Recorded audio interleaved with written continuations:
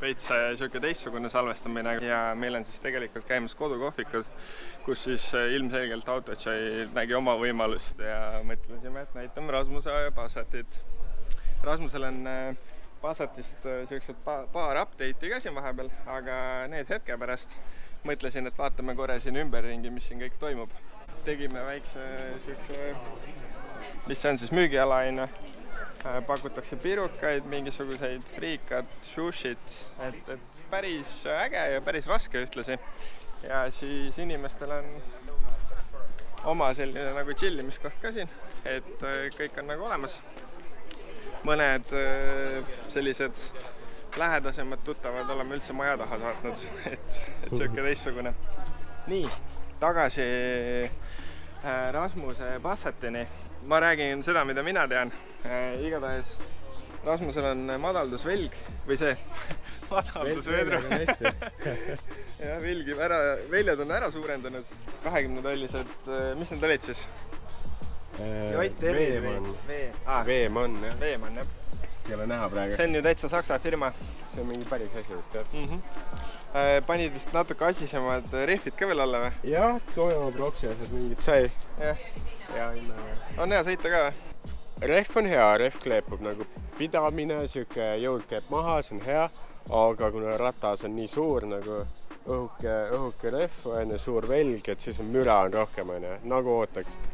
Ja madalduse tõttu minul on ka olnud nii-öelda omad mälestused, mul on mingi 3 autot madaldusega olnud, et ükski neist ei olnud enam nii mugav, et kas oled sellega nõus või? Ei ole tegelikult, mugavus jäi alles, mul on see vedustus on ja et see dampening on nagu okei seal, elektrooniline. Komfort on endiselt komforti üllataval kombel, aga sport on jäigem ja juhitavus on parem tegelikult küll ikkagi, aga clearance muidugi seal see veits ohverdatud nüüd.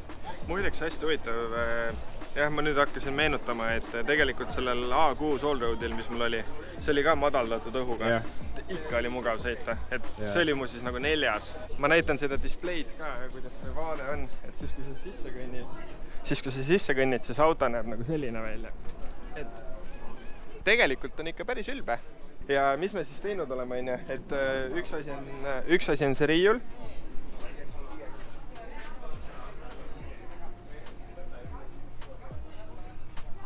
Et tõime mõned enda sellised selle hooaja võib-olla bestsellerid siia riiulisse nähtavaks ja jagamegi inimestele natukene rohkem infot.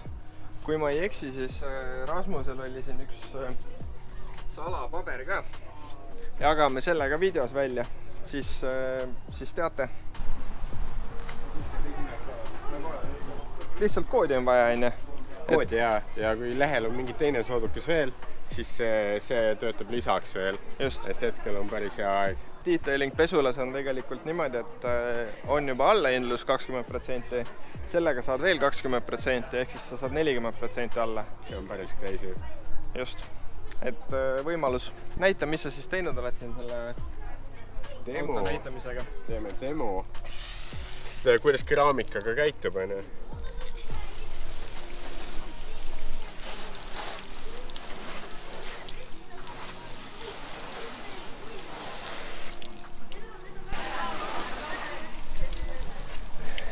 Tegelikult on päris uhke.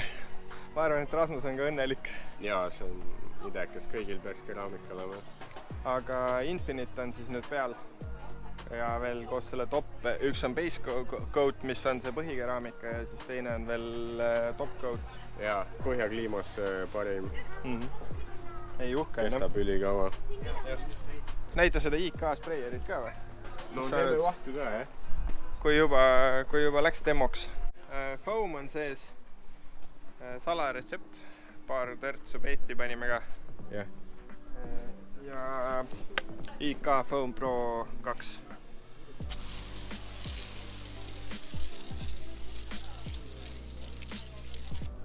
Pumpa vahepeal jah.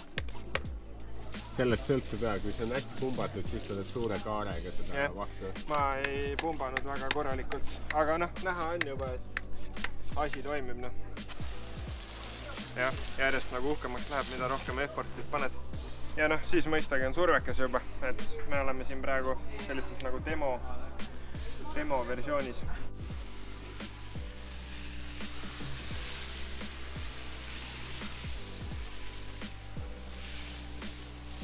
Mina muideks pesen meelega alt ülesse, siis ma nagu see aine käib veel korraks ringi nagu seal välja peal.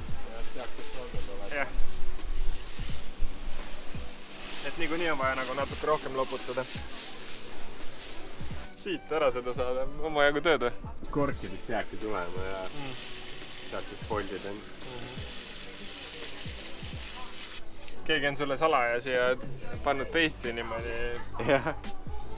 See oleks päris miin. Asi toimib, et selles mõttes ei pea olema mingit meeletut keerulist asja, vaid ja selle tootega saab ka panna APC-d peale, leotusainet peale, et väga mugav ikka. Sa saad nagu kontrollitud õige kogu see toodet panna kereldetailile, mitte see, et sa lihtsalt manuaalselt nagu pumpad. Ja pluss seal on mõõdik on ka külje peal, et tead, kui palju sa lahjendud nagu.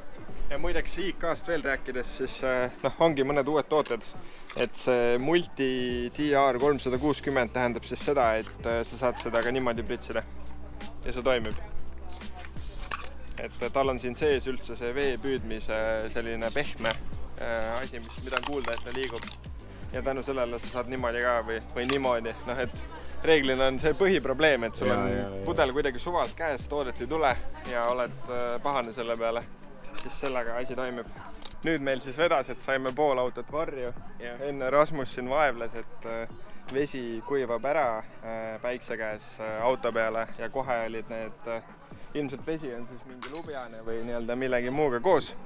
Ja siis kahjuks juba tekivad need veeläigud. Ja meil pole waterspoti, millega ära eemalduda ka, et siis ennast hakkas kohe häirima. Pärast pesulasse kohe teeb korda. Selline lühike oligi tegelikult seekord. Tegutseme jätkuvalt, et tulge meile detailingusse, ostke meilt tooteid, küsige küsimusi, et siis me teame nagu millele vastata ja millest video teha. Et andke ikka aktiivselt märku endast. Okei. Ilusat suve. Tšau.